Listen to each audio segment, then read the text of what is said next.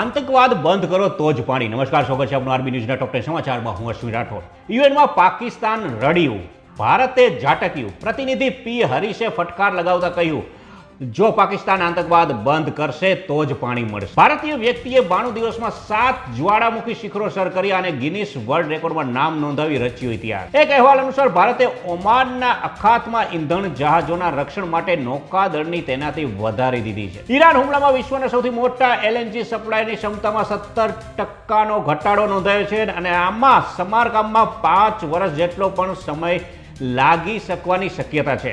Middle ઈસ્ટમાં યુદ્ધ વચ્ચે dollar સામે રૂપિયો પહેલીવાર પહોંચ્યો 93 ને પાર. નીતિશ કુમારના નજીકના ગણાતા કેસી ત્યાગીએ જેડીયુમાંથી રાજીનામું આપી દીધું છે. ફિલ્મ ધુરંધર 2 ઇતિહાસ રચ્યો. પહેલા દિવસે 100 કરોડથી વધુની કમાણી કરનારી પહેલી બોલિવૂડ ફિલ્મ બની. રાજ્યસભાના 14% સાંસદો અબજોપતિ છે, જેમાં સૌથી ધનિક સાંસદો 5300 કરોડથી વધુની સંપત્તિ ધરાવે છે. ઇઝરાયેલી પીએમ નેતન્યાહુએ તેમના મૃત્યુના સમાચાર પછી પહેલી પ્રેસ કોન્ફરન્સ કરી અને તેના મૃત્યુના સમાચારને ફગાવી દીધા. ઘાયલ થયાના અહેવાલો વચ્ચે ઈરાને નવા સુપ્રીમ લીડર મોજતબા ખામેઈનો વિડીયો શેર કરીને દુનિયાને બતાવ્યું કે મોજતબા બરોબર છે. તો આ હતા આજના ટોપ 10 ન્યૂઝ અને હું હતો આપની સાથે અશ્વિન રાઠોડ. જય હિન્દ, જય ભારત.